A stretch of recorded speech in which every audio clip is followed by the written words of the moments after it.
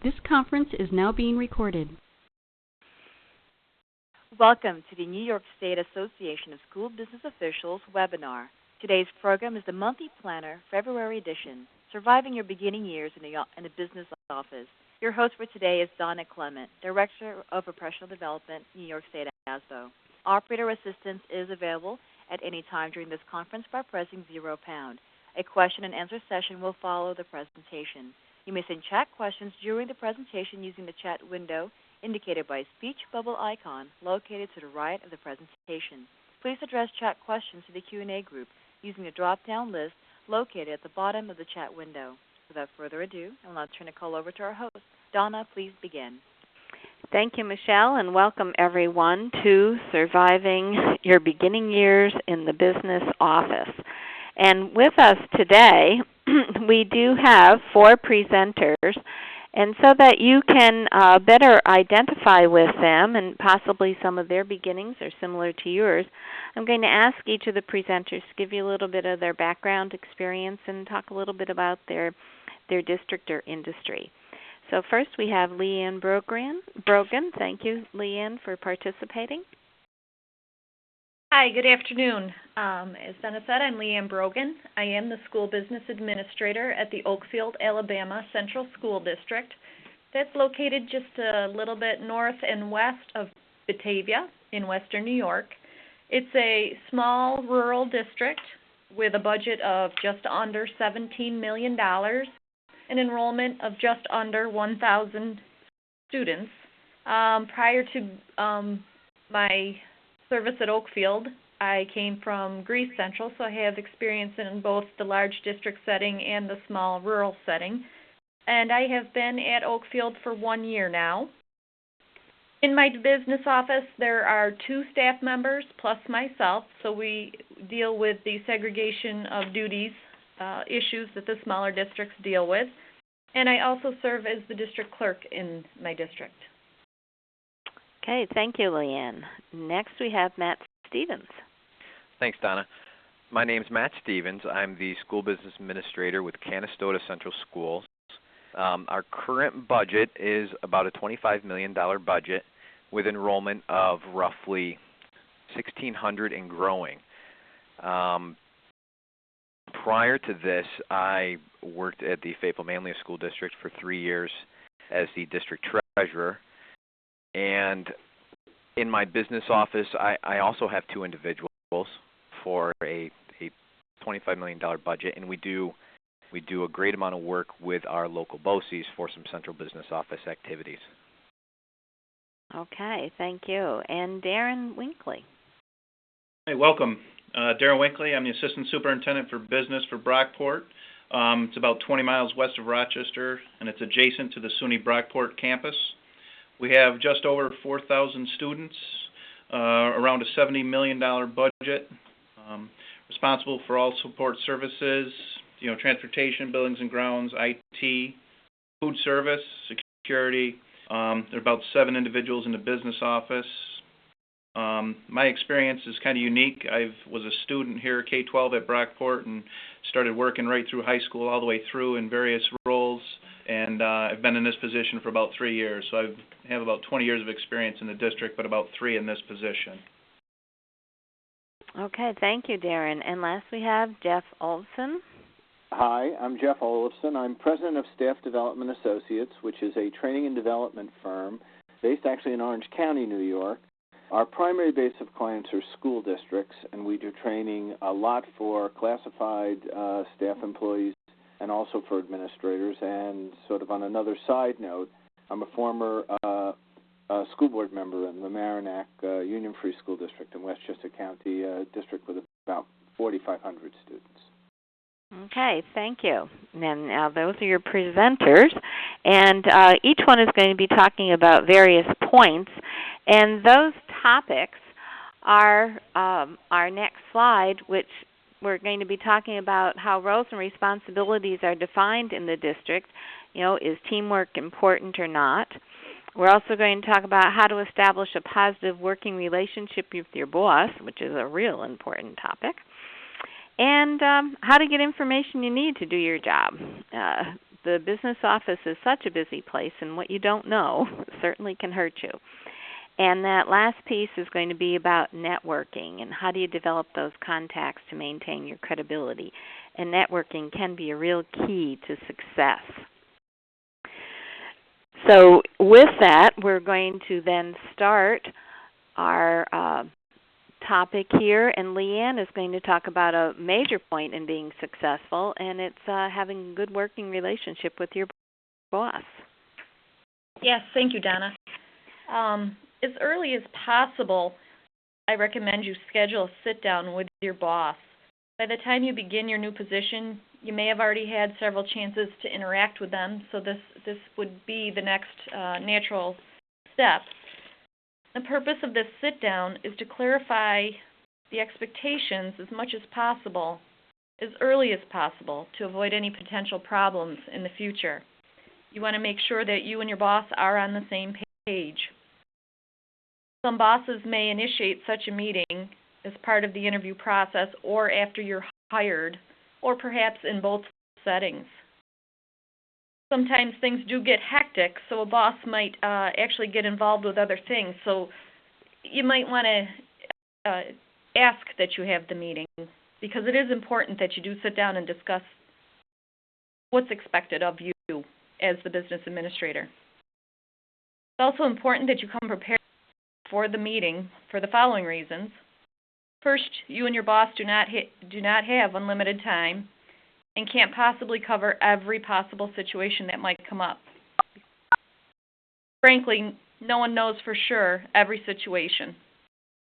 Also, in addition to providing you with very critical information that may mean the difference between positive reviews or being asked to maybe move along. It's also a time to make very important first impressions that show that you know more than how to prepare a budget, order supplies, or complete a state report. It will provide you with a chance to show your boss that you are politically savvy enough to anticipate any potential problems before they may actually occur. You may want to revisit why certain questions were asked during the interview. Perhaps there's more story behind it, more of the scenario that your superintendent will be willing to share. And also, when you are asked to do projects or look into things, it's important that you restate in your own words what you hear that you are supposed to do to clarify any misunderstandings and prevent wasted time and frustration for doing something that wasn't exactly wanted, just to make sure that you're preparing the information that is being asked of you. On the next slide, what do you expect of me in this position?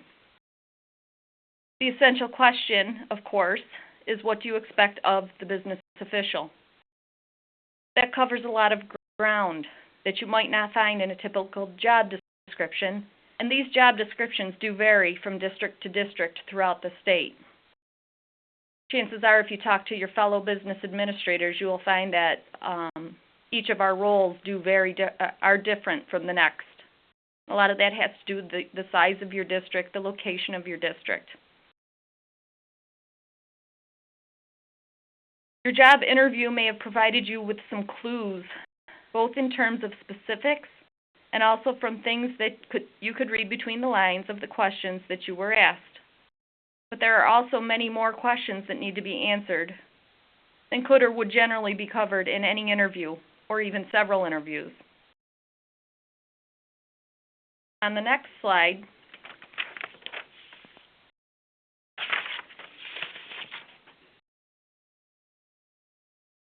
when I first saw this, I wasn't quite sure where it was going, but it makes a lot of sense. What you want to find out is about the prior business administrator, the business administrator that you are replacing. Are they looking for somebody with a lot of similar traits because that person has either retired or moved on to another happy setting? Or are they hiring you because you seem to exhibit characteristics that are very different from your predecessor?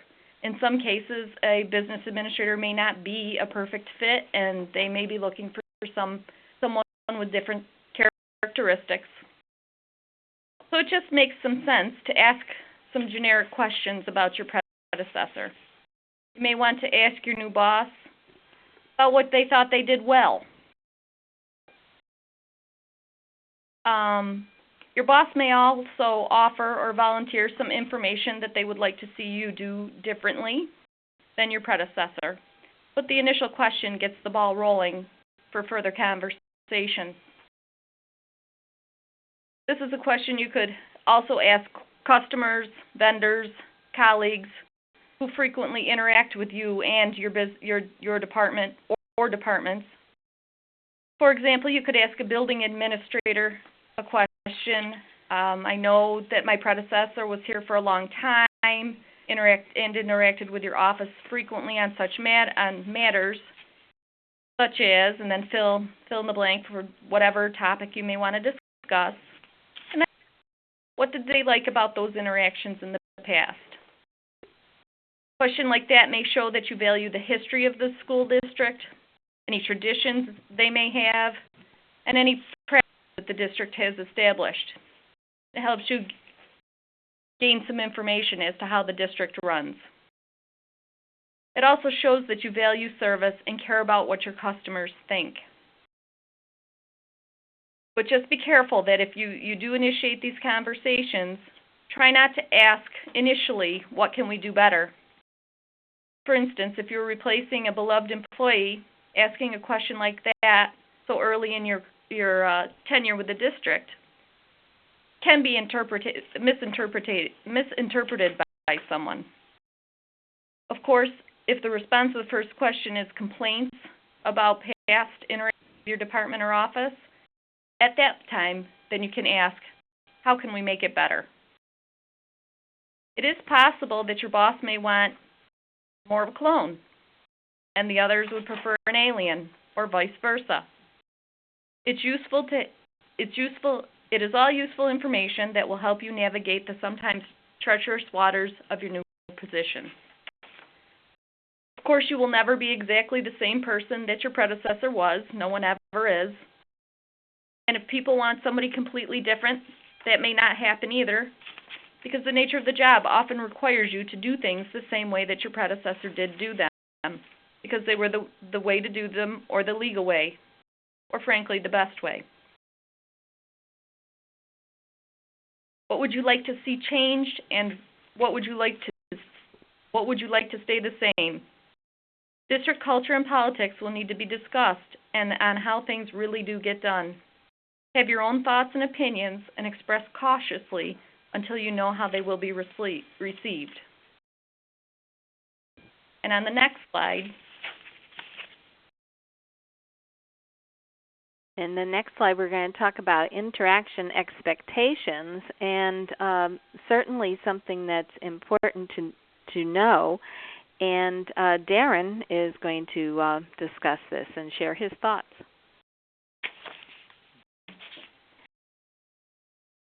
Welcome again. Every superintendent envisions different roles for the administrative team.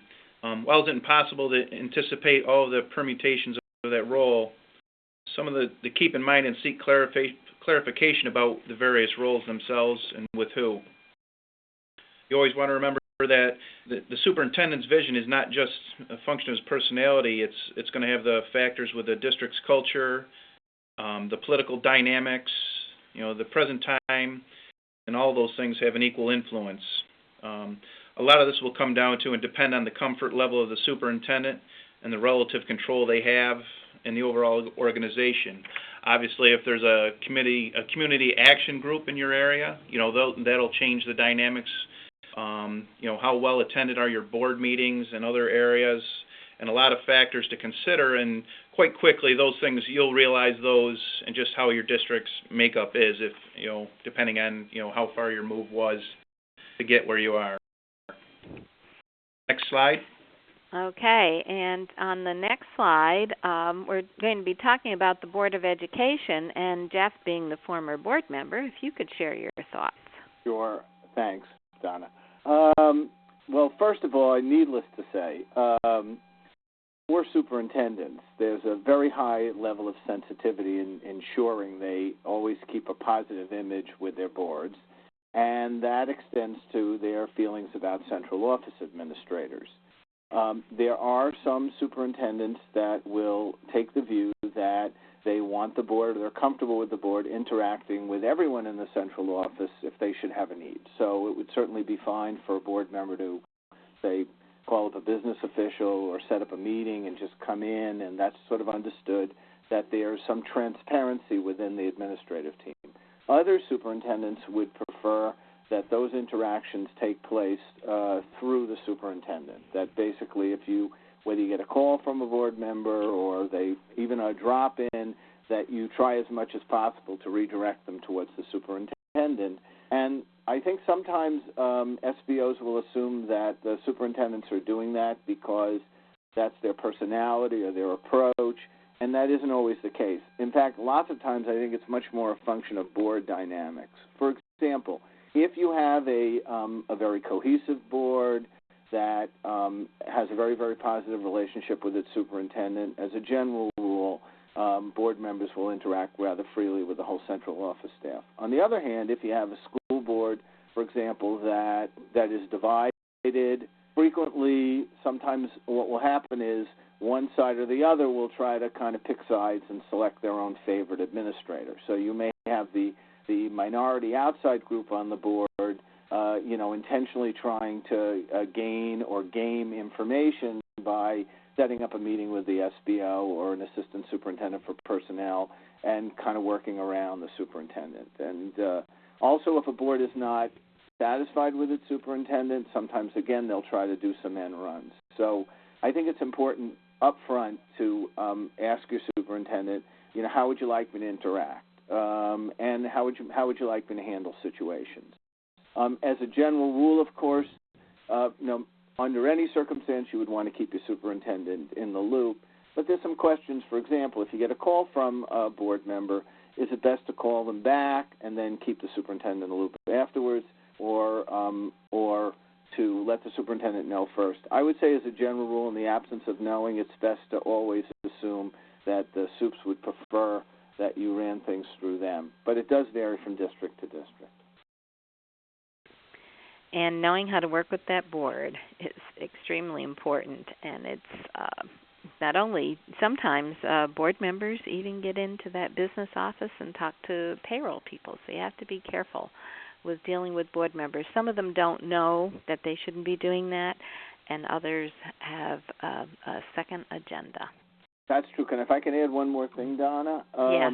Just as a general rule, I would recommend to SBOs that if a board member arrives, it's best to always, have your secretary put a call into the superintendent's office. And superintendents are usually pretty skillful at just kind of happening to, kind of drop in on those encounters, rather than to tell board members they can't do it, kind of to take over. So that's always just a guiding principle. Good idea. And now we're going on to authority and autonomy. And Darren, what's your take on this?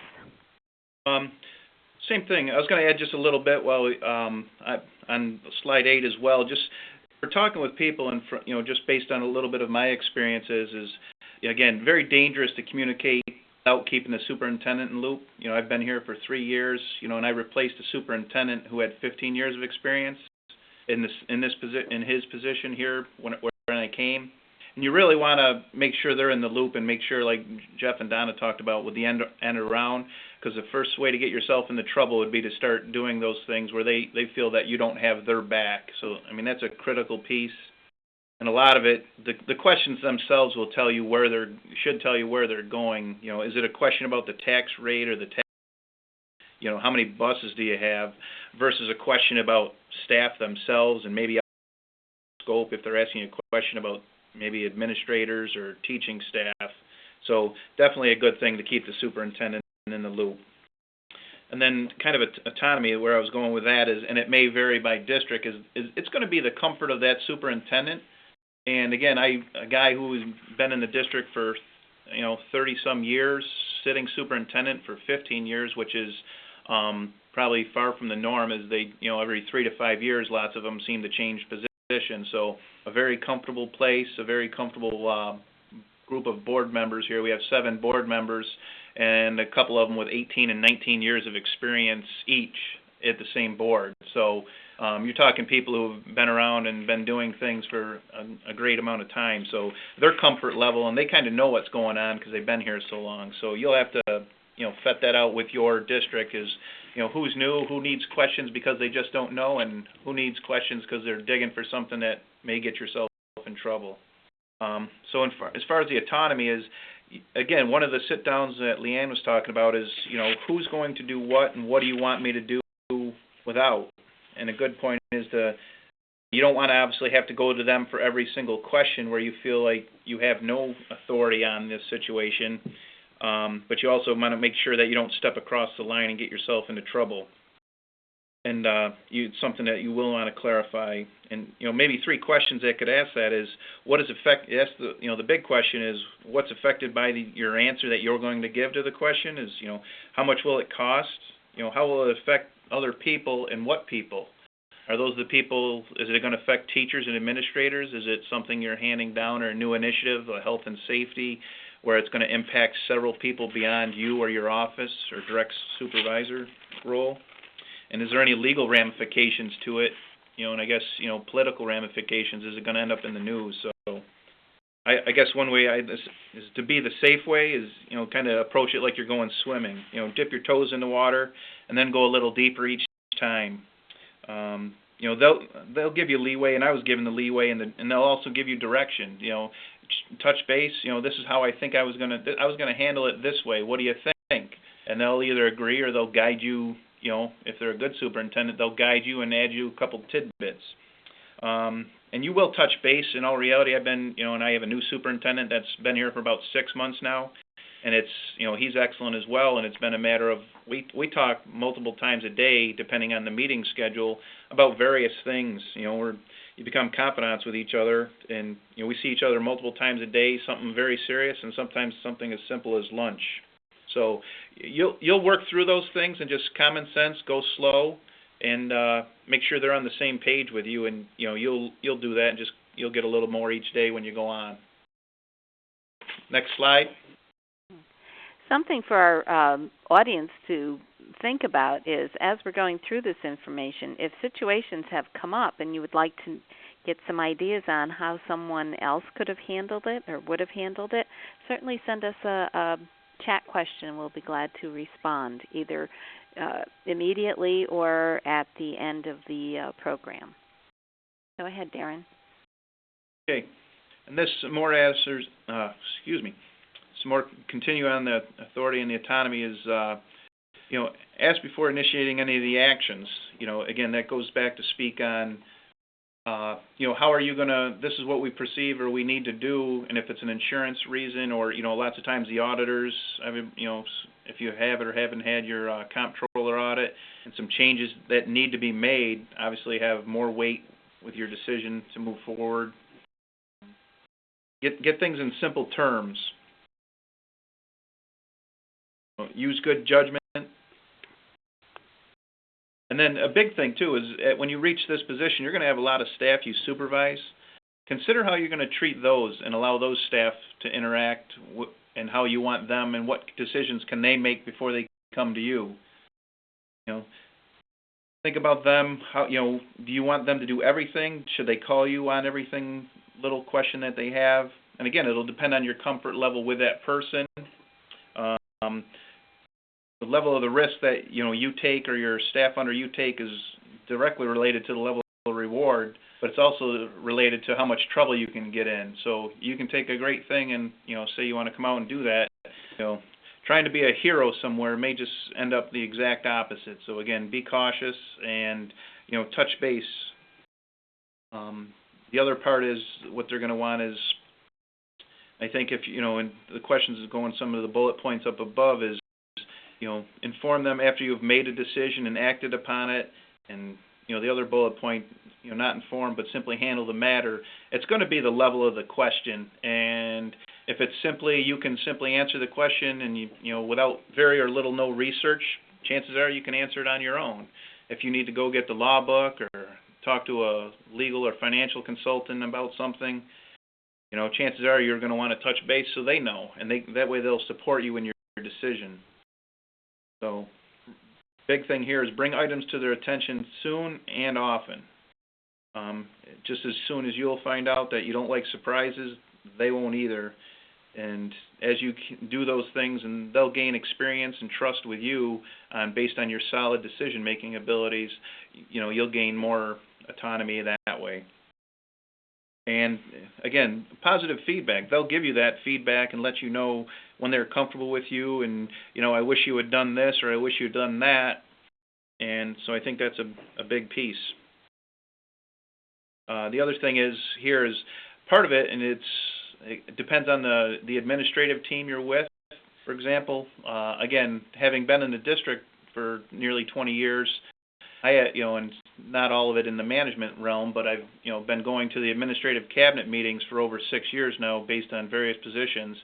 So a little more veteran than some of our new administrators, so they look to you as a more senior person, but that'll vary on how new you are to the district and previous positions held and how new they were hired. I mean, if you got hired at the same time as a principal did, they're probably going to consider you equals because they're not there.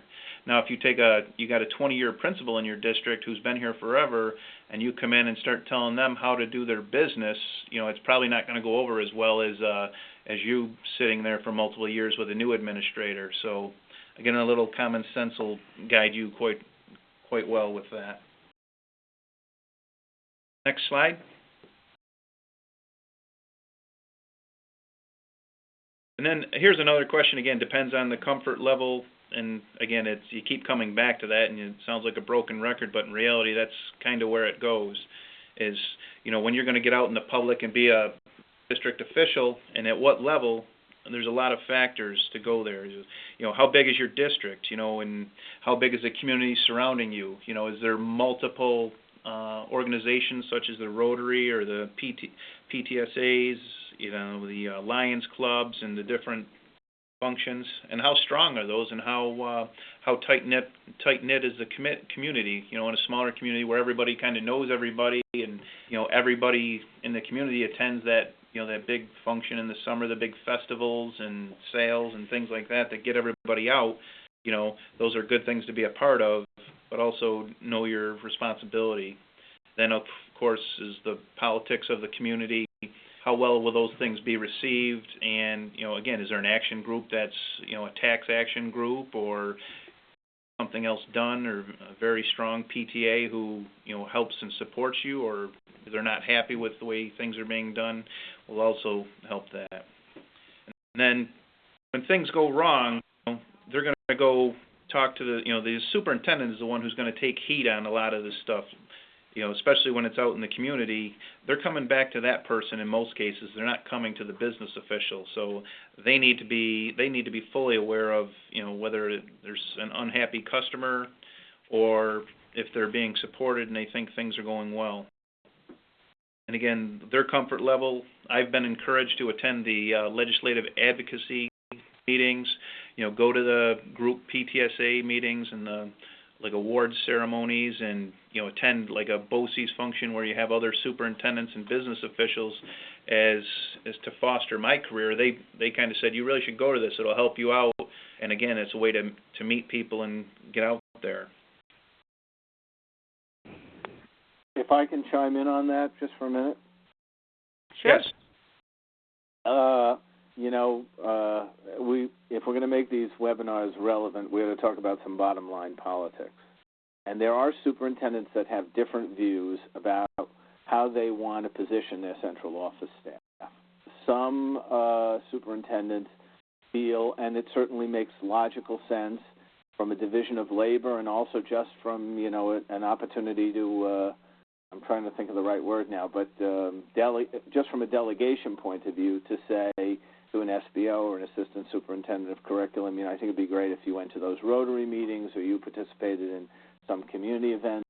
There are other superintendents that really try to keep it there. They really want to see themselves as the sole source image for the community. And I've seen a lot of people get in trouble because they violated some boundaries in those areas. So I think it's important really to clarify with your superintendent what kind of a role they envision for you, because it may have a lot to do with their own sense of what they need to do to survive. And I think we always have to be mindful that superintendents are contract employees and that the public face thing is a big thing for them, and some of them have reason that it's really important that they be seen as the front and center person for the image of the district. Never hurts to ask. That's right, and that's one of the reasons why we're having this webinar. There's so many things to be aware of.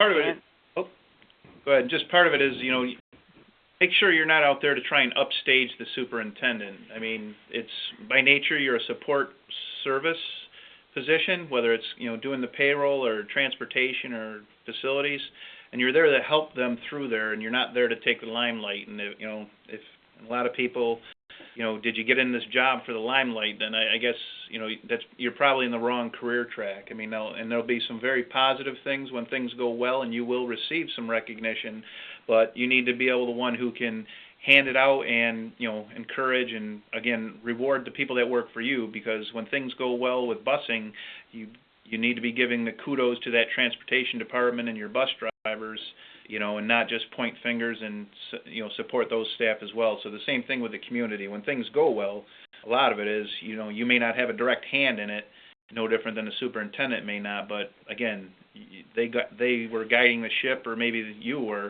and it's a team effort. So again, be willing to take some of the blame when it happens, and share the rewards of when things go well. Okay, and then again, interactions with the rest of the administrative team here is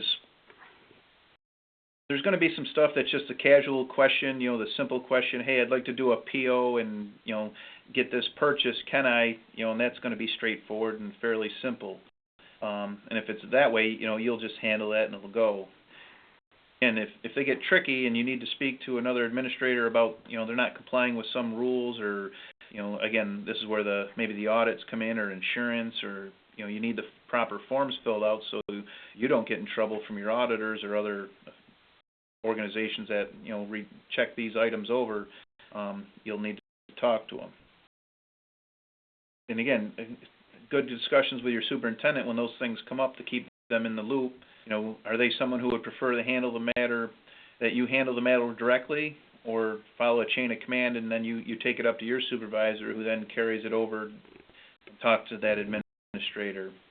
Again, comes down to a little bit with experience and your level of administrative team's experience around you. One of the big things here is I've always, in my career, found that the last thing you don't want to do is make a decision and order a directive, issue a memo, and then have that person react and go to somebody over your head and say that, Darren's being unreasonable, or the business office this is just not possible, and they agree with that person, and then have to change a directive. I mean, that's a big dig into your credibility, and, you need to research it, and why it's always good to touch base to make sure they're going to support you. And if you're doing it for the right reasons, they will support you. Again, make sure you're on the same page there. Again, a good process and procedures. Do you have manuals developed to help you guide you through some of those things that maybe occur once in a while? And again, they'll give you your support, and shut those people down when they come to them. They may, and this is the part you may never know about, when you inform them of why you made a decision, and that person does the end run around you to go and talk to the superintendent or somebody else to try and change it. If they understand why they'll be quietly in the background, they'll be like, no, I think they're probably right here. Why don't you just go with them on this? And that'll add to your credibility and understanding that you do understand and know what you're talking about. Again, let them know if you anticipate a problem. And be clear with, another part is be clear with all your facts. And if it's an opinion, tell them that's your opinion, because if the facts come out different than what you said, that's going to not bode well for you. So other things, again, with the administrative team, and we have a fairly large district, and we meet at various levels. We have a mini cabinet a mini executive team with assistant superintendents and the superintendent, and we roll it out to the next level of administration, which would be the principals and the education side. And then we also have like the superintendent's council, which would then bring in all the assistant principals and directors of support services. So, at that point, we have about 25 people in the room, in our district based on our size and the number of in the group. So with those things, you're going to have those interactions, and they're going to be live. And again, you're quiet in the beginning because you're listening and learning the makeup of your district, and then you're going to start to, you roll out some items. And I guess part of it is if you have input and you want to be part of the team, is you got to every once in a while take a little bit of the risk to jump out there and give some feedback. If it's not, even if it's an educational issue, it may be something with teachers and maybe the teachers union. If you have experience based on your experience and you've had management experience in another career, a lot of times people are people, and if somebody's coming in late all the time or leaving early all the time, it really doesn't matter if they're a teacher or a custodial staff person. So the same answer is, how did you deal with it, and was it successful? And that way you can have that experience with that team and, again, be a bigger part. I'd like to add a little something here as well. Many of the starter, what you call a starter district or smaller districts, are where you will get your start as a school business administrator. To compare and contrast Darren's situation with what a small rural district is, we have just a handful of administrators in the district, and our district office is located in one of the school buildings. So that puts you a lot closer to the front line. It makes the principals more accessible to you. We don't have assistant superintendents or a cabinet. There's basically 7 administrators in the district, and our meetings are called a little more informally because we don't necessarily have to meet twice a week on a regular basis. We may meet once every other week. So there are differences based on the size of your district that you may see in some of the smaller areas. Okay, certainly good points. And taking a look at this next slide, it's interesting that being accepted is not a given in many places. And Matt, would you share some information about this and if you've had some experience in it? Thanks, Donna. First, I'd just like to mention that I've been in this position since October. I didn't get a chance to mention that earlier, so I want to give folks an idea of where I'm coming from. And I've recognized that beginning a new position, you now have an opportunity to establish your own identity. The business office is not always the most popular area. We enforce rules, we limit spending, and that's not always a fan favorite of what everybody likes to hear in keeping program running. We truly do believe in program, and that's what we're here for. So it's important to understand the real reason we're in these positions is to educate children. The reality is you are one of many administrators in your district. You have principals, directors, coordinators, one business official, maybe a treasurer, maybe an accounting supervisor. Depending on the district you come from, this is going to be the typical makeup. There's only one superintendent. There's one assistant superintendent. It could be curriculum, instruction, personnel, depending on the size of the district again. But remember, those folks are coming right up through the ranks. They may have taught, they are an assistant principal, they become a principal, and then they move into these district office roles. If your district has a human resource administrator, they're typically the only person in this position, just like yourself, the business official. The district I'm in, I am that person. I'm personnel, I'm the business official, I am 10% treasurer, supervisor of support staff, and these are just the many roles that you'll run into as you look to these new positions.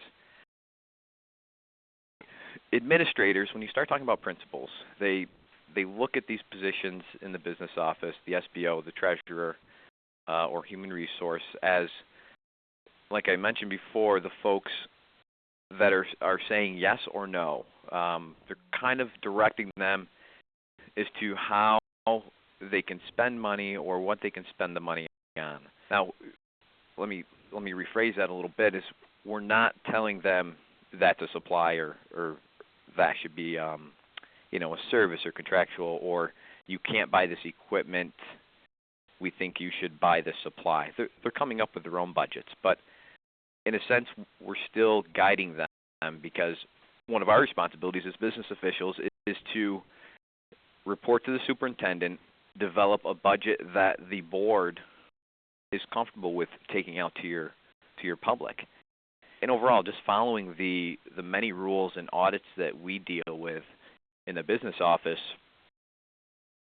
to make sure the district is basically operating in a responsible manner.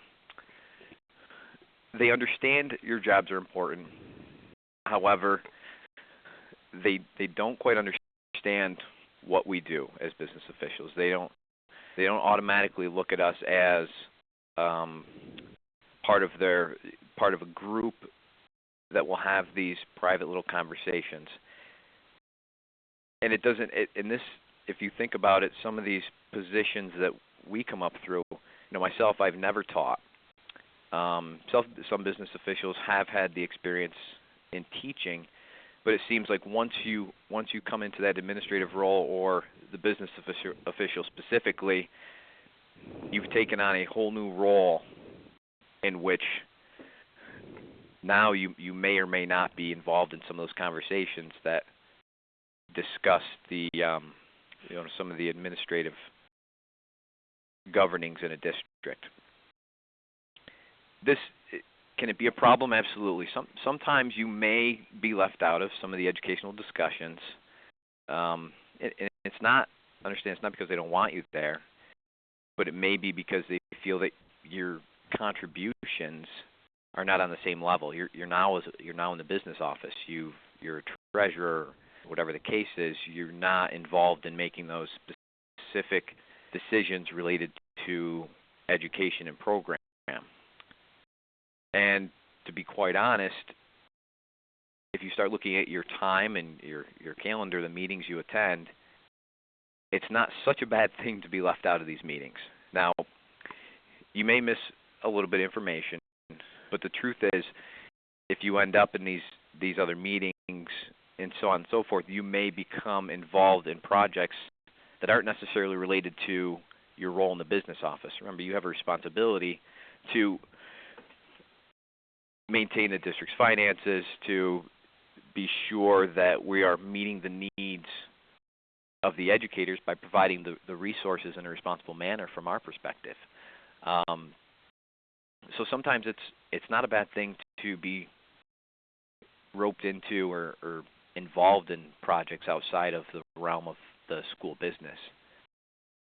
Some folks may see this a little differently. They may like the active role, and that just could be a personal decision on how they feel about education. And it could just be an opportunity to understand the educational aspects, just to grow professionally, help you establish relationships.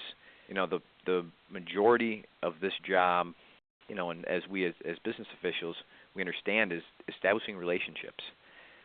Education is also important, but can you work with folks in your district? It's important to be able to work with the principals, to be able to have a conversation with them and guide them so that when they're moving forward, they're respecting you. We aren't always liked. The important part is, do they respect you and respect your decisions? And you also want to, as we talked about before, when you ask your superintendent about what's expected, you want to be sure that if they want you involved in these different, meetings and so on and so forth, that they're comfortable with you taking the time out of your day to get involved in this type of stuff. Okay, you can move on.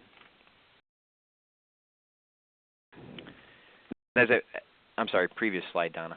Oh, okay. I know we talked a little bit about the where you received your starts and such, and I guess I can just touch on this briefly. as they got their starts as teachers, just what the slide says, some may be a little bit more comfortable in working with their colleagues as they came up through the career path. What I could just say briefly about this is, as a business official, you may not have come up the same career path as some of the other administrators, as they've come up the educational side, like I talked about before. So this is the basic understanding as a business official that it's establishing a relationship with these other folks is very important. Next slide. Okay, instructional versus support. And we're going to talk about this a little bit if you think about your involvement in the business office and education. Now you have, we talk about some line support versus staff support, and Jeff, I'm going to ask you to chime in a little bit about this to provide your take on the line and staff support, Sure. if you could. Absolutely. First of all, I think it's important to talk about this because I think that sometimes people in the education field think that their situations are unique. But in fact, going back to my graduate school education over 30 years ago, we had one of the things they had talked about was the role of line departments versus staff departments in organizations. And so I want to just kind of elucidate a little bit about that because some of the things I've even heard in some ASBO meetings or comments kind of relate to that. So essentially what there are line departments, and line departments are directly responsible for delivering the product, making the product, getting the goods out. So typically they're sales departments or production departments. Of course, in the education field, our line departments are teachers and building administrators, anyone that's directly involved in teaching students, administering, providing services to students. Then there are the other departments in industry that are related, that are staff departments. And those departments are important. And they are typically departments such as finance, legal, human resources.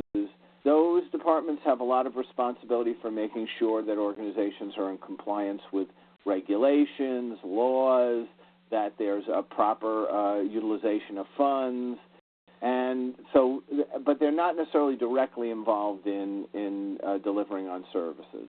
There is always a tension and dynamic between line and staff areas.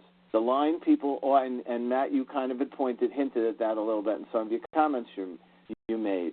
Frequently, line people will see the staff areas as the people that are telling them the things they can't do. I'm sorry, you can't spend that money or go to that conference without filling out a reimbursement form. I'm very sorry you can't hire those people without doing an interview or a background check. I'm sorry we can't have those people in the building until they get their fingerprints done.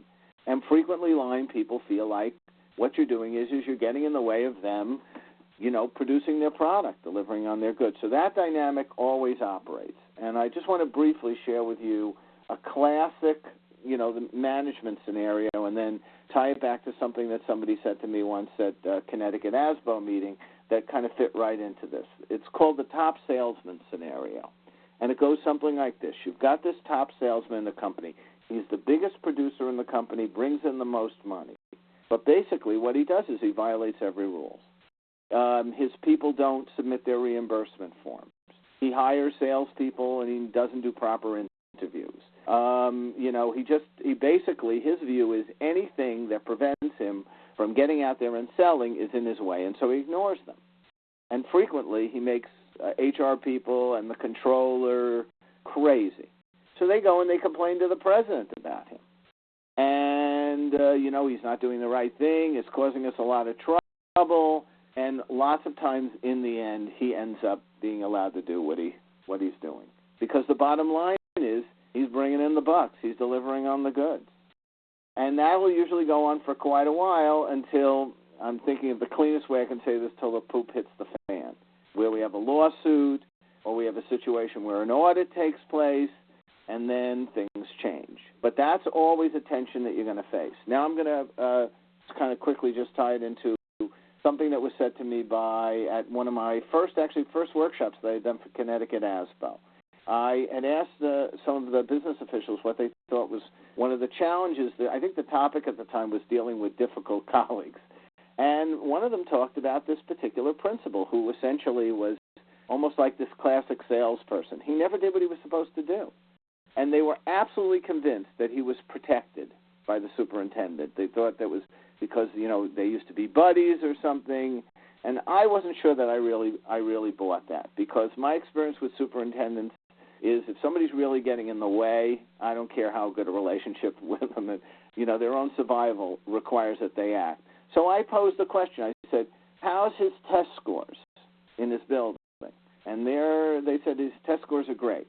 And I said, how's his interaction with parents in the community? Does he get along well with parents? Is he keeping, the parents happy and the community happy? And the answer was, yeah, he's great at that. I said, that's why he's being protected, not because of his relationship with the superintendent. I know that we need to push back on those things, because that is your function. You do need to make sure that people are in compliance with the rules, but sometimes you're not going to win, and you're not going to win on all of them. And I wouldn't automatically assume it's because these people are, have special relationships. It's really that the truth is that principals don't get removed, because they don't fill out paperwork. They get canned because there's poor performance or there's upset parents, and that's just a reality. Certainly good points. And we'll go on to meetings. Hi, this is Matt again. Jeff, just wanted to add on to relate this a little for some of the business officials when we start talking about line and staff. And I found and learned from other colleagues that as a business official, it's a part of your responsibility to communicate to your own support staff how they have an effect on education. You think about the different areas, the business office, you're processing POs, you're helping deliver the goods that these instructional staff use, the transportation, how do your kids get to school every day, maintenance, the buildings are just kept up to date, safe for children, same with custodial staff. You keep the buildings clean, it's the learning environment that you've created. And then you have your food service department who you're delivering these folks are delivering the meals to these students, providing healthy options and so on. So I think that's an important aspect as a business official to be able to recognize and inform your support staff, because oftentimes, that staff may go day to day and not see that direct correlation with education.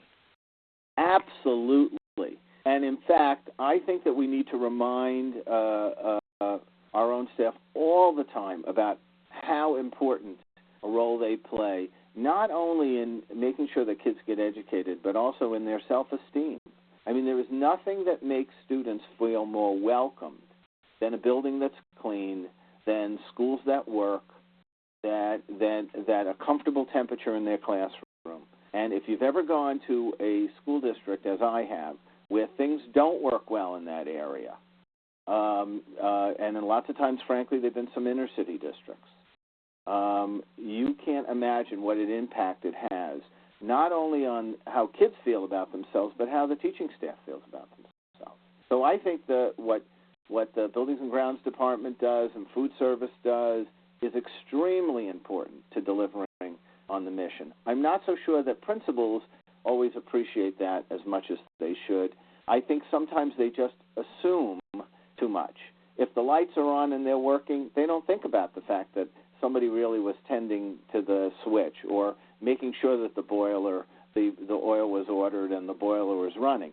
Of course, when it's not working, they're the first ones to run and scream.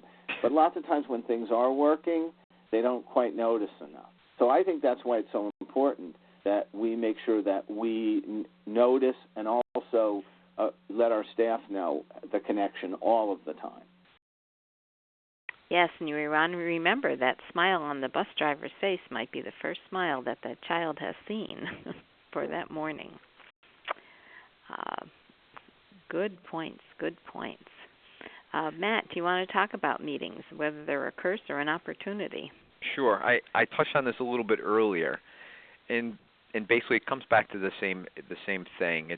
It all depends on, one, how does your superintendent feel about you as a business official getting involved in some of the other instructional meetings. I can just think of a few that might exist out there. You have health and wellness fairs, different instructional meetings. There's principals meetings. Do you need to be involved in those or not? And quite honestly, I think the less you're involved, the more you're able to concentrate on what the board and the superintendent hired you to do, and it's really take care of the district funds. Again, you may not have a choice in some districts. You may or may not be included. They may direct you to be at these meetings because you handle some of the money aspects, and you may want to be there if they're talking about funds. So choose your meetings wisely, and don't get in over your head especially as a beginning business official. I can tell you, since I've been with the district in October, I walked into a $59 million pre-referendum capital project, of which has taken a great amount of time with facilities and so on and so forth, preparing for that along with preparing for budget for the following year. So time for meetings is slim, and you just want to kind of be careful and just be ready when it comes to managing your time as a business official. Next slide.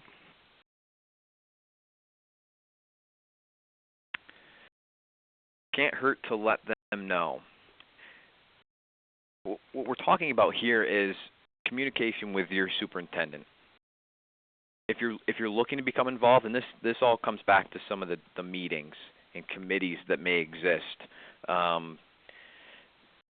If you'd like to play an active role, again, talk to your superintendent. They may say yes or no, but there's different committees. You think about a technology committee. If you feel you may have a little bit of expertise to contribute to some of these different committees, you've come up through the educational ranks, you're now a business official, and you feel what you have may be valuable to classroom instruction, you want to talk to your superintendent about this. And maybe it's a message that gets passed down through. Maybe you don't need to be directly involved in the meetings themselves, and that may be an option.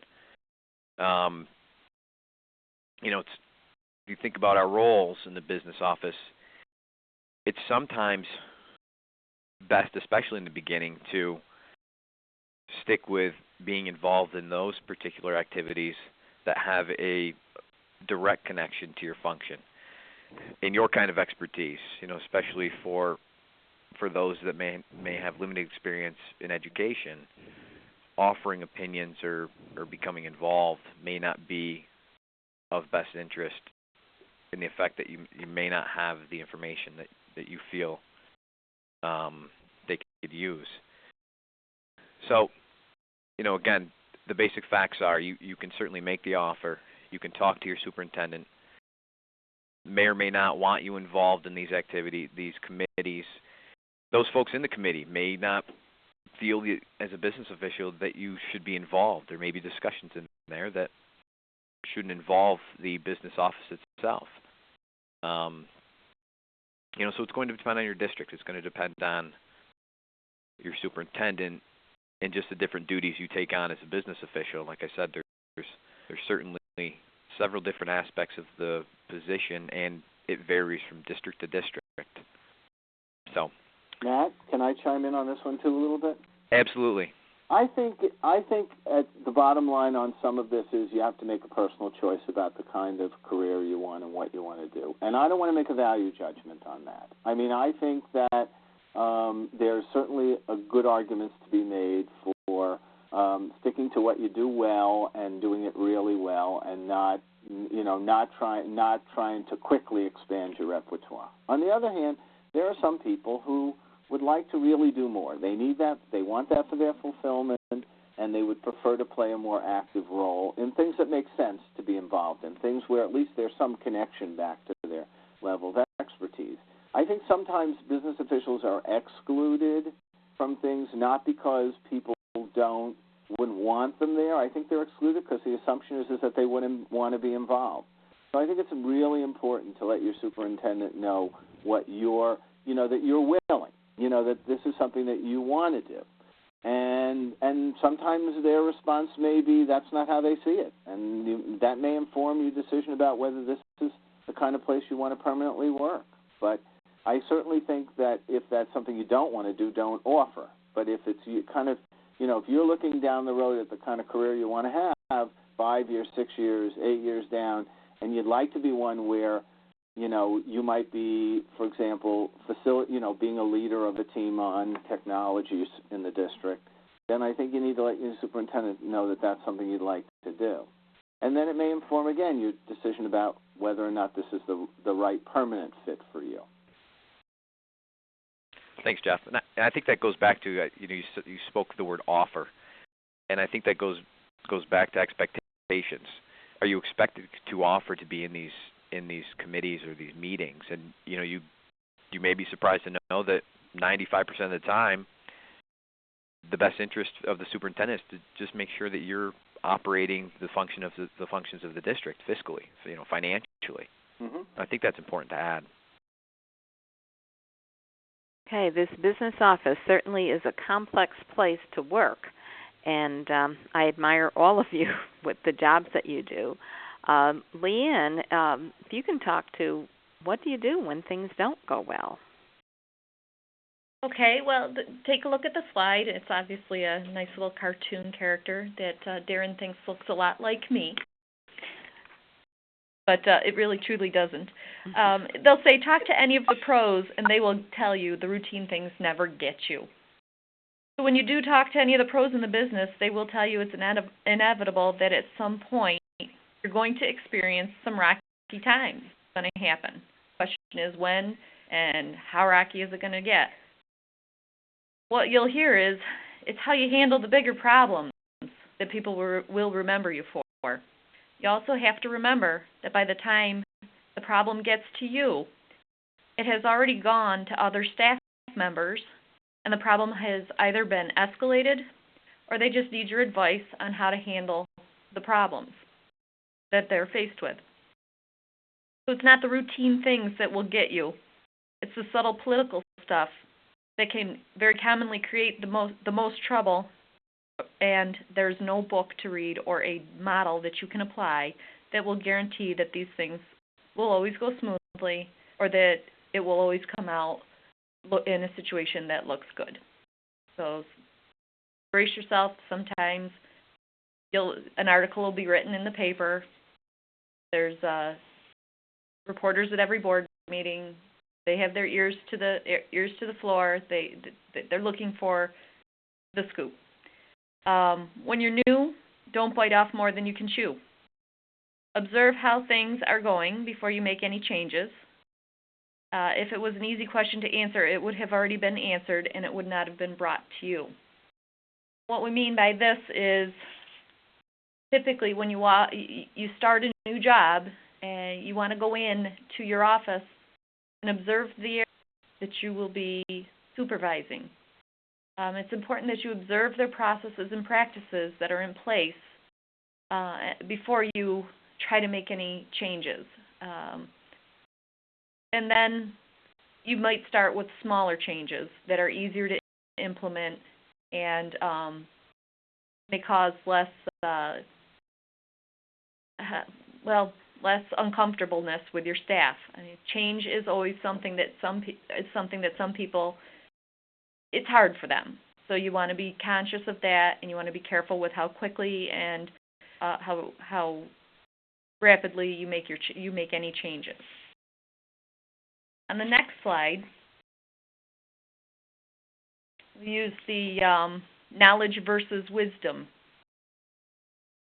The acquisition of wisdom is a journey through the help of New York State Station School of Business officials, your local chapter, any regional meetings that you may attend at your local BOCES, all provide opportunities to meet experienced colleagues and to network with them. Your education and training can also give you knowledge, but only your instincts and your life and work experience can bring you the wisdom. Acquisition of wisdom is a journey, but you shouldn't go it alone. So it's important to establish professional relationships with your colleagues in other districts. And just remember, too, and here's a plug for ASBO, just as teachers have mentors and a mentor program for professional development, ASBO does have a mentor program for the business official position. And Donna can jump in here if she wants to add anything, but what you need to do is write a letter, have your superintendent write a letter requesting a mentor, and a mentor will be found for you, and that team, that partnership will be put together, and that person will help you through your first year and answering any of the questions that you might have that come up. We do have some happening right now, and they are proving to be very helpful to the new school business officials. It's the first year is the whole year is new. There's a cycle to the business. So really, until you finish your first year, you're really not going to be starting to repeat the tasks that you've completed in your prior year. You only build one budget a year. You do one year end a year, et cetera, et cetera. So it's an important, it's a nice feature or tool to use if you are a beginning business official, is to get yourself a mentor. And superintendents would be very supportive of that. New York State ASBO is important. It's so important, or that's why New York State Association of School Business Officials is so important, and why your local chapter is also important to your professional growth. Attending these meetings with all of your colleagues in your county and region are things you really should attend. In my region, we're made up of many rural school districts, so therefore I have met many business officials with varying years of experience who have provided a lot of insight to the business office in a small district. Who's going to be on your speed dial when things get murky? Those critical relationships are like planting seeds. You need to mature them and grow them so someday that they will bear fruit. And on the next slide, we're going to ask the question, how do you get information? You can attend any number of workshops, webinars, and conferences. New York State School Business Officials also holds an annual conference and regular monthly chapter meetings. The Summer Business Management Workshop is a very thorough, well put together conference with, I believe it's 4 strands,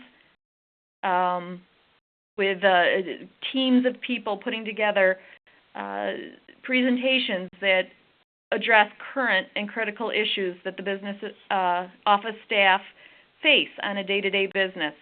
The Fall Business Management Workshop also falls along the same line. And then there's the SBO Leadership Academy, which I've had the opportunity to attend this year, and it was a wonderful experience, so I do recommend that as well. In addition to those conferences and workshops, there's areas such as Questar, State Aid Planning, which it happens twice a year. They're presented regionally, and they really walk you through the up-to-the-minute state aid issues and items that that our districts are addressing. There's also other webinars that, or not webinars, but workshops that vendors may put on. For instance, our Utica National and insurance carrier, NYSER, they put on insurance workshops that will help you with some of those other critical service areas that you may be responsible for. And on this slide, how do you get information? ASBO International and New York State ASBO publications are very informative. I do suggest that you become a member of New York State ASBO and get the Reporter publication every month. There's listservs with Questar, school boards, New York State school boards, and many other organizations where they send out information on a regular basis with email blasts. Their websites are a wealth of information. I recommend bookmarking them and visiting them often to make sure that you are seeing all of the most recent updates that may be critical or also have deadlines that you may need to meet. You might, in some cases, you may need to refer to prior meeting minutes in your district for information. A lot of the resolutions from past meetings provide you pertinent information that you will need to do certain functions or tasks. You would want to also find your district's handbook and review that to find out what may pertain in particular to your district and your district's nuances. Trial and error is always going to be there. Sometimes you're going to get your information by doing something and making the mistake first and then finding out the correct answer and learning from it. So that's another good way to get information. Networking. It's a very close community with business officials. I guess you could just say it's a small world. You are all in the same boat. You go through all very similar things, and you can help each other through problems just by talking it out with a neighboring district business official, or perhaps somebody you may have even attended classes with that you feel may have experienced something that you're going through. Other information you can get when you're new is to go to your current staff members, the clerical, the supervisors, subordinates, coworkers. Ask them, how do we do this here? Or how does this get done? And that's a real good wealth of information that you can get from them. And the next question about who should be networking with, Darren and Jeff, if you'd like to address this. A couple things is, and Leanne kind of spoke on that a little bit, is, a lot of it, and you will be overwhelmed in as far as the time restraints and everything of this, and just the number of meetings that you'll be surprised that you end up attending for various things, and just the various functions that you need to go. And you'll think, there's no time for that. I don't have time to go sit for this meeting, and maybe it's a lunch or a breakfast meeting, and to go to this training. But I encourage you to get out, and that's a lot of the information you'll get there, and a lot of the networking that occurs will give you about 10 times the information that you went to the meeting for. So it's not always the topic, which you may think you're excellent at, or you don't really need information on it, but you may get an extra tip that you weren't aware of, or you can sit next to somebody who you end up asking a question, something else that it'll give you. And again, it lets you know, and it'll let you gain experience.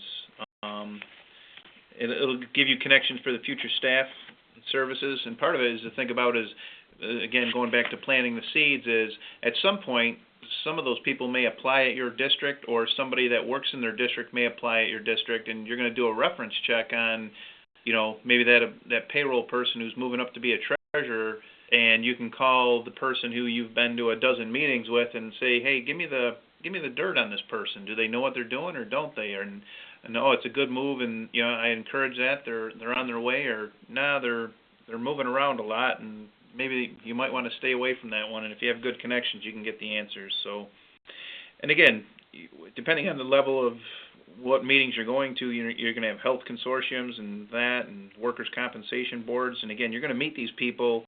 For me, for example, in my area, there's sometimes you'll see the same person 4 times in a week, is the way the meetings stack up for various things. Again, the training opportunities is get up and introduce yourself and meet those. And one that sometimes I think is forgotten, and won't read the whole list to you, but is vendors. I mean, you're going to find out some truly are salespeople that you don't want to talk to because they're just trying to sell you something so they can make some money off of your district. The other part is some people are in the field and they chose that field because they're excellent at it, and they feel they have a service that really is an offer to help either you or your district or that school, and gives you a chance to kind of pick their brains and meet with them and honestly look at what service they offer, that it's something that will help you in the long run, whether it's a student system, a financial software to manage your accounting, or various things, your other parts. And again, you got some people out there in the finance world that are incredibly smart, and they've been around this business for quite a while, and they'll give you tips that have nothing to do with that. And did you ever think about that? And then the little light bulb goes off, and you realize that, wow, that ended up being 10 times the meeting I wanted to be at. So again, that's get out there and meet those people, and bring some business cards, ask questions. In a short amount of time, you'll be surprised how many people will start returning the favor and asking you, because you're an expert in a certain field, depending on where you came from, and you have a lot of experience to offer back to them. So it will be a mutual experience for those involved. Yeah, if I can just, and I totally agree with you, Darren. I would only kind of add one thing that I've certainly heard from some of my colleagues, SBO colleagues.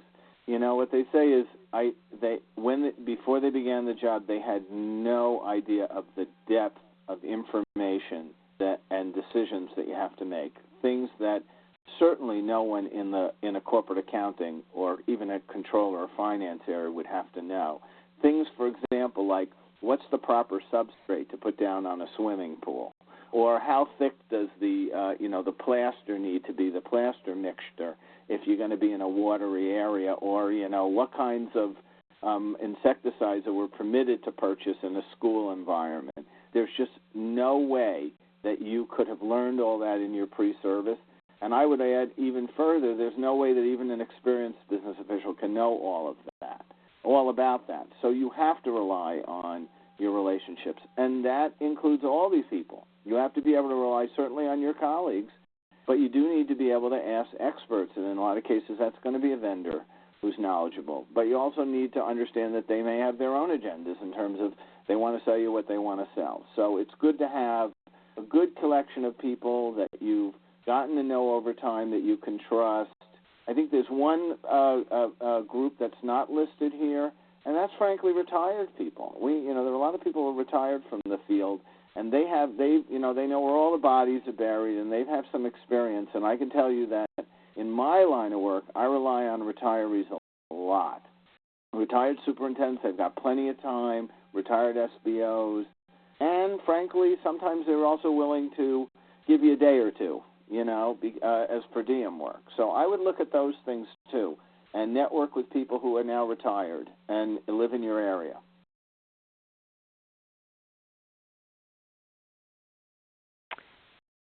Okay, now this networking is certainly going to help with maintaining credibility and respect, but there's some other things that are here. Yes, and kind of on a segue about that, certainly, building trust and credibility in your job is very important. And so there's always those kinds of words to the wise in terms of things you should do. And one of them is always choose your words wisely. But I always think about, I have a friend who's a carpenter. They have a saying that carpenters use. It's measure twice, cut once. And I think that's good advice when it comes to speaking. It's once you put words out, you cannot take them back. Politicians spend forever trying to apologize for things they say. And I think that we need to be especially careful, especially in public settings, that we make sure we really know what we're talking about before we say something, especially if we're going to tell somebody they can't do something. And we need to think it's better. Sometimes silence is your best advice. One more thing on words I would say is, and again, this is just more very political, but I would recommend that if you don't know something, try not to say, I don't know.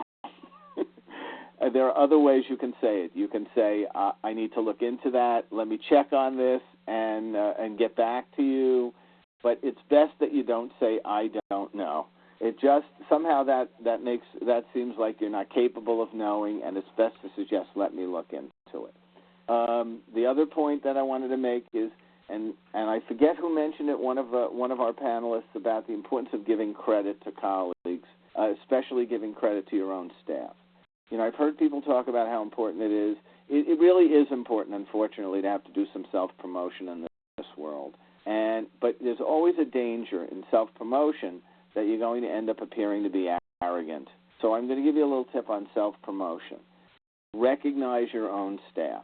if you recognize your director of buildings and grounds, or your head custodian, or the person who's the head of your food service area, by extension, in recognizing them, you're recognizing your office, because their good work comes as a result of your supervision as well. So it's a terrific way, in a way, to toot your own horn, is to recognize the people that work for you. The second thing is, it can never hurt to give credit to your superintendent. I had one SBO who said his standard response to any compliment was to say, yes, but I was able to do that because of all the good and guidance and advice I got from my superintendent. So it never hurts you to acknowledge your superintendent as at least playing some part, even in a compliment that's paid to you. And then kind of going down to the next point as far as providing help and doing that, and you want to do that, and you won't, whether it's, you're going to feel like the no person, I guess is where I was going. You want to be positive in your job, and lots of times, for myself anyway, I feel like I get paid to say no because it's either financial, there's an insurance reason, or a legal reason that you have to say no. So when you can, provide the help, whether it's doing a PO quickly and helping them, get that material that maybe they didn't do something timely and order it, and if there's anything you can do to speed up the process, or they're having a tough time with something, either somebody in or outside the district, if you can, give some help and, assist those around you, whether it's subordinates or your superintendent, make sure you're there to help there and be a team member. Make that request happen if it's reasonable. And then be prepared. I mean, this is kind of an you would think would be basic, but you're going to find out you run a lot of meetings, whether it's a safety team meeting or a director's meeting or, just your general office staff. If you're coming in here and you're always scrambling, you're going to seem like you don't know what you're talking about. So, again, be prepared to help and be ready. And another thing, just to add one thing about the give credit, is also considering, you'll do it wisely, but you'll get a lot of credibility is when something goes wrong is take the heat. I've done it where you're not really the person who maybe made the mistake, but we're not focusing on mistakes. We're trying to make things better. So, yeah, I didn't say that like I should have, and I wasn't clear with that. And so, and then you move on, and whether it's in a administrative team meeting, and you take the heat for something in another department and it's got to make sense. You don't just jump out there for no reason. But again, if the people you supervise in this position know you're behind them, they're going to go a long way to help you and support you. The next point is work hard and do your best for various reasons. First, it sets good examples to your staff and your coworkers and colleagues that you are there, you're initiating work, you're part of the district and the program, and it also shows that you are active in what's going on, not taking more of a laid-back approach, that you are involved and active with the operations in the district. Secondly, or next, be open and honest. In this case, I would say almost use transparency with the business dealings. When the budget questions come up, answer them honestly. You don't want to come across that you are trying to evade a question or maybe not provide all of the information, because that could produce a sense of distrust, or that you're trying to hide something from the community, the board, your boss, or any other person that you are having interaction with. And that's moving to inform often in advance. Basically nobody likes surprises. Keep your superintendent informed, keep your staff informed, and the sooner you do it, the more in advance and the less surprises that occur, the more positive the environment will end up being, and smoothly the office or the school district will end up running. And bring solutions. If we're going to in the business office, tell some folks out there that they cannot do something, or we simply just say no. You're not really helping the situation. Give some options. If there's a different option as to how they can purchase an item, provide those. Well, we don't do online purchasing. However, here's what you can do. Bring those ideas. And then ask questions and follow through. It's very important just to be sure you're following through on, whether it be emails or questions you're asked by some of the administrators or even some of the other, instructional or non-instructional staff. It's important to ask questions, understand, summarize what they're looking for, and follow through with the response or an answer. Okay, certainly things that we want to pay attention to, and also there does come a time sometimes when we need to pay attention to the signs, and the signs are not always going well. And Jeff, if you'll give us some information on this. Well, let me start actually by saying that this is a very important topic, important enough a topic that, in fact, I believe, Donna, there's a session scheduled for the annual conference to go into this in more detail. Yes, there is. That's a good thing, so we hope that people will attend that. Let me just start by saying from the onset that sometimes it's, you get into a position and you realize it's just not the right situation for you. It doesn't mean that it's the end of your career. It doesn't mean you're not suited for the work. It's just not the right match. And I think in those situations, I think the people that do better under those circumstances are those that have the ear to the rail and have come to realize that and have planned some kind of an exit strategy. Now, that is not to say that you shouldn't try to do everything you can to make relationships work. But I think if you can read the tea leaves and sense that you're just not connecting well and you're not likely to get into a permanent situation, or if you're in a tenure line to be granted tenure, it's best that you think about other options.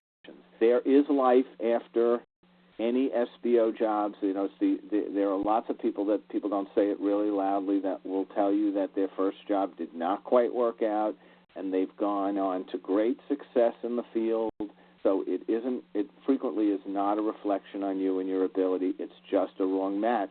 Perhaps in some cases it's a classic thing of, going back to the clones or alien thing, that you just didn't get, you just wasn't what was envisioned by that person. And so I think it's important to always keep that in mind as well. Donna? Okay, and certainly to go along with what Jess said, and it could just be the district or those personalities, so you can stay in the position but move on to another district and things will go well and you'll be appreciated. And just know that your job is extremely important, and keep that in mind, and that everyone is new to a job at some time, and particularly in the first years, and like Leanne said, you don't get to do something twice for a whole year, so it can be very frustrating. And you also want to make sure that so many of our presenters mentioned that you and your job are for the benefit of children, and what better job can you have? You do want to be careful, though, not to sacrifice your family and friends for the job. And gosh, I've noticed that people in the business office, sometimes you work very long days, and you want to be careful about doing that. We do have to have some boundaries for our personal life, or else we just live to work, and that's not healthy. I do want to thank everyone for attending, and if anyone has a question, if you would please dial in. We have about a minute left, and you hit 7# on your keypad if you'd like to dial a question or do an audio question. Otherwise, I'm going to give each of our presenters just a few seconds here to maybe sum up and thank you all for doing such a great job. So, Leanne, would you like to go first? Yeah, I just want to thank everybody for attending, and since we don't have much time, if you have any questions, feel free to look us up in the ASBO directory and call us personally at work, and I'd be happy to answer any questions you might have. Okay, Darren? Same thing. It will come to you. I mean, it is nerve-wracking being new, and that things not being clear or the uncertainty will kill you more than the work itself will at times. And again, reach out and touch out to people, whether it's one of us here as a presenter or the neighboring district where the person's been there for 15 years, and you're like, how the heck can they do that? They know it all. It's a great place. The schools are a great system where you can work with everyone and share ideas. You don't have to do it all on your own. And Matt? And I'm just going to piggyback off that and just thank everybody for attending. One of the biggest things is relax in the job, prioritize your desk. There's always going to be work to do. The important thing is just prioritize it, and in time you'll move through those and you'll just continue to progress in the position. Okay, and thank you. And Jeff? My only comment is it's a journey and you're not alone. I think that sometimes people think that New York State ASBO is really for the experienced people, but it's so very, very important for brand new people. And you're only a call away from somebody who either can give you some advice or get you to somebody who can give you some advice. So don't be afraid to call. Make sure that New York State ASBO is on your speed dial. Okay, thank you all, and look forward to having you attend our next webinar, which is Friday, and it's called The Business Office. Thank you. Thank you, everyone. Ladies and gentlemen, this concludes today's New York State ASBO webinar. Thank you for attending, and have a great day. The moderator has ended the conference. Goodbye. Thank you for calling.